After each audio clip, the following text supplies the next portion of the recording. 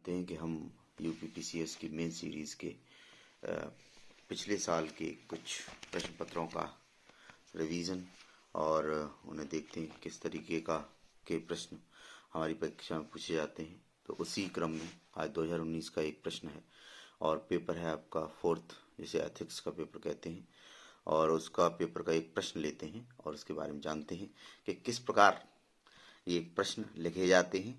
तो एक प्रश्न है कि अवसाद और आत्महत्या की बढ़ती घटनाओं को रोकने में गीता का निष्काम कर्मयोग किस प्रकार सहायक हो सकता है, विवेचना कीजिए। देखिए दोस्तों, प्रश्न कहीं से भी पूछा जा सकता है, खासकर एथिक्स में, फिलॉसफी में, और जो ये पेपर 4 होता है उसमें ऐसे प्रश्न आते हैं जिसमें आपको बहुत कोई खास तैयारी करने की आवश्यकता नहीं होती, बस लिखने की कला आपको आनी चाहिए।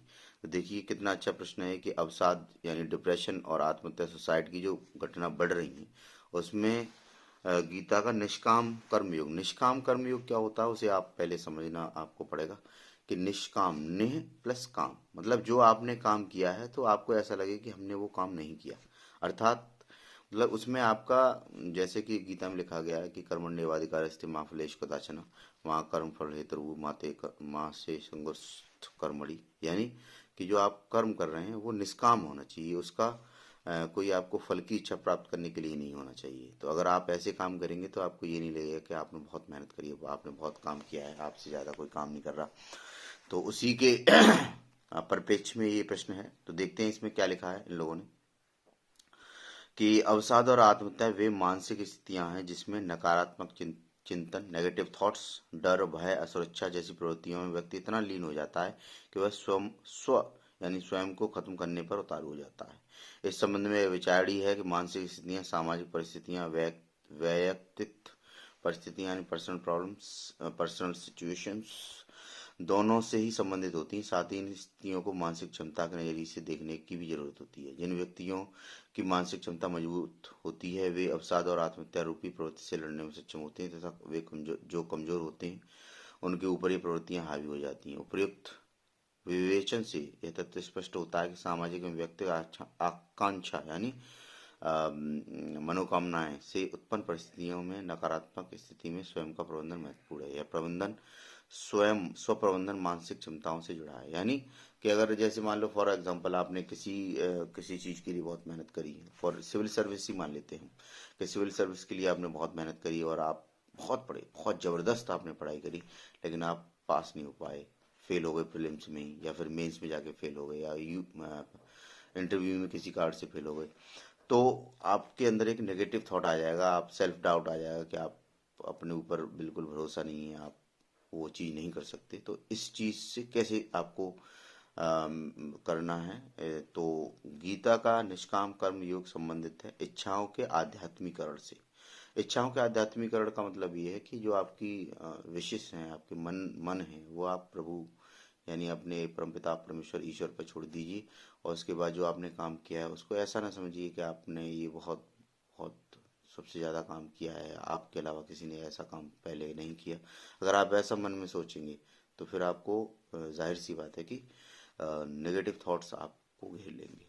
दूसरा है जहाँ ईश्वर के प्रति समर्पण भाव से केवल कर्म करने को महत्वपूर्ण माना जाता है। देखिए कर्मण्येवाधिकारस्ते, यानी सिर्फ कर्म करता जाओ, उसकी फल की इच्छा प्राप्ति मत करो।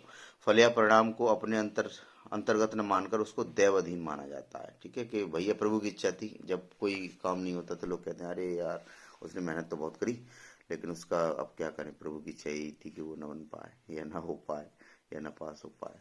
तो अतः यह कर्म योग परिणाम फल सापेक्ष मन स्थिति को त्याग कर लक्ष्य प्रेरित मन से स्थिति, वह भी ईश्वर की प्रेरणा के आधार पर को महत्वपूर्ण मानता है। यह कर्म योग वस्तुतः सामान्यतः और व्यवहारिक जीवन में मानसिक क्षमता धैर्य साहस को बढ़ाता है, जिससे व्यक्ति आस्था के आधार पर अपनी जीविका बनाए रखता है। भारतीय संस्कृति में वर्ष 1970 से पहले के बुजुर्गों की जीवन पद्धति इसका सबसे बड़ा केस स्टडी है। इनकी कहानियां और संघर्ष इनकी जीविका को स्पष्ट करती हैं और इसे जीविका के मूल में कर्म की महती प्रेरणा हो है वही जो राम रच राखा। तो ये सूत्र है।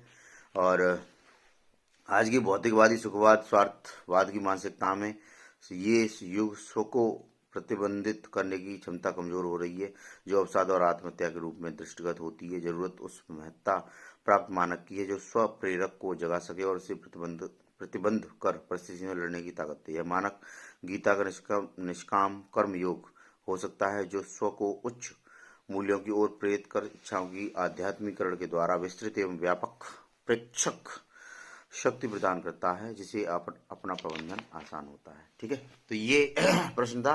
प्रश्न में कुछ ऐसा नहीं है, अगर आपको थोड़ा भी आइडिया है, you have little idea what is this निष्काम कर्म, कि निष्काम कर्म क्या है, इसकी अवधारणा क्या है, अगर आपको थोड़ा भी आइडिया है तो आपको इस प्रश्न की तैयारी करने का कोई औचित्य नहीं है। अगर आप ये श्लोक भी लिख देंगे इसमें, कर्मण्येवाधिकारस्ते मा फलेषु कदाचन माँ कर्मफल हेतु माँ से संगोष्ठ कर्मणि, तो ये प्रश्न और अच्छा, इसका जो उत्तर है वो और अच्छा लगेगा। एग्जामिनर आपसे इम्प्रेस होगा कि आपको डीप नॉलेज है। और हो है वही जो राम रच राखा, ये रामचरितमानस का जो सूत्र है उसे अगर आप कोट कर देंगे, एक दो और कोट आप लिख देंगे, तो आपका आंसर एकदम बेस्ट और बेहतरीन हो जाएगा। इस तरीके के पेपर 4 जो होता है उसमें केस स्टडी और इसी तरीके के फिलोसफिकल क्वेश्चन आते हैं जो व्यवहारिक ज़्यादा होते हैं।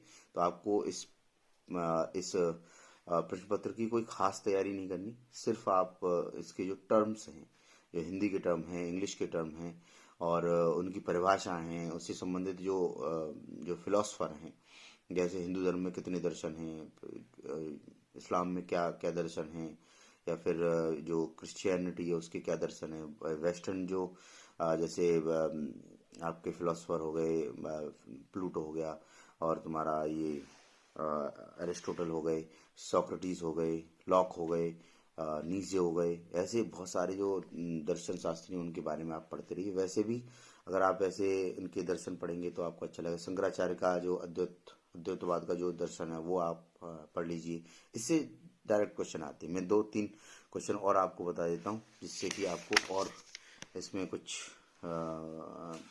मिले। जैसे कार्ल मार्क्स का दर्शन, कार्ल मार्क्स भी बहुत फेमस हैं, आज भी बहुत प्रासंगिक हैं। कार्ल मार्क्स के सामाजिक और राजनीतिक विचारों की समकालीन लोक सेवा में भूमिका की परीक्षा कीजिए। तो ये कुछ ऐसे सिद्धांत, अभी इन्होंने 4 सिद्धांत दिए हैं, जैसे अलगाव का सिद्धांत, वर्ग संघर्ष का सिद्धांत, अधिशेष का सिद्धांत, क्रांति का सिद्धांत, साम्यवाद की प्राप्ति का सिद्धांत।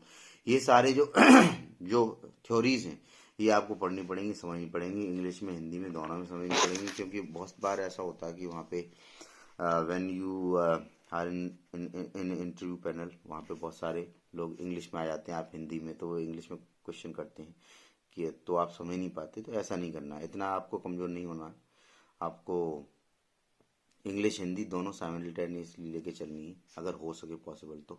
मैं ये नहीं कह रहा कि आप हिंदी की डिक्शनरी लेके बैठ जाइए या किताबें हिंदी की खरीद लीजिए, लेकिन आपको आपको इंग्लिश हिंदी बोथ भाषाओं में कंफर्टेबल होना पड़ेगा। बिकॉज अगर आप इंग्लिश में, फॉर एग्जांपल इंग्लिश में ही आप परिपक्व हो रहे हैं या फिर आप सब चीज़ इंग्लिश में पढ़ रहे हैं, तो जब आप फील्ड में जाएंगे, एज अ एसडीएम फील्ड में जाएंगे, एज अ डीएसपी फील्ड में जाएंगे, तो वहाँ पे आपको इंग्लिश बोलने वाले नहीं मिलेंगे। वहाँ पे आपको देसी भाषा, ब्रज भाषा, अवधी भाषा, उत्तर प्रदेश की बात करूँ तो ऐसे लोग मिलेंगे, और जो ऐसी ऐसी बातें मतलब भाषा बोलेंगे कि आपको कुछ पल्ले ही नहीं पड़ेगा क्या है। और जब तक आपको पल्ले नहीं पड़ेगा, अगर आप एक्सप्लेन कराएंगे, ट्रांसलेट कराएंगे किसी अपने सबॉर्डिनेट से या जूनियर से, तो it is not 100% accurately correct कि वो आपको क्या समझाता है। कई बहुत बार ऐसे केस होते हैं कि होता कुछ है और समझा दिया कुछ जाता है। तो उस चीज़ को इग्नोर करने के लिए आपको भाषा पर बहुत अच्छी पकड़ होनी चाहिए। भाषा आपकी हिंदी भी अच्छी होनी चाहिए और इंग्लिश भी अच्छी होनी चाहिए। ये ना हो कि भाई हम हिंदी माध्यम से हैं तो हम इंग्लिश नहीं पढ़ेंगे, इंग्लिश माध्यम से तो हिंदी नहीं पढ़ेंगे। वहाँ पे ये सारी चीज़ें, ये पार्शियलिटी, ये सोच आपको परेशान कर सकती है, इंटरव्यू में भी परेशान कर सकती है, और जो मेंस है उसमें भी परेशान कर सकती है। आपने अगर प्रीलिम्स क्लियर कर लिया है, अब कुछ दिनों में रिजल्ट आ जाएगा, तो आप लगे रहिए। अगर रिजल्ट प्रीलिम्स क्लियर नहीं भी हुआ है तो आपके पास शानदार मौका है, क्योंकि अब जो अगला जो प्रीलिम्स होगा वो अक्टूबर के समथिंग होगा। तो अभी से आप प्रीलिम्स और मेंस और इंटरव्यू की लगातार तैयारी करते रहिए। मेरी बेस्ट विशेष आपके साथ हैं। मैं ऐसे ही इसी सीरीज में नए नए प्रश्न के साथ आपके साथ आता रहूँगा और आपको बताता रहूँगा किस तरह से आंसर लेके जाते हैं। धन्यवाद, नमस्कार, जय हिंद।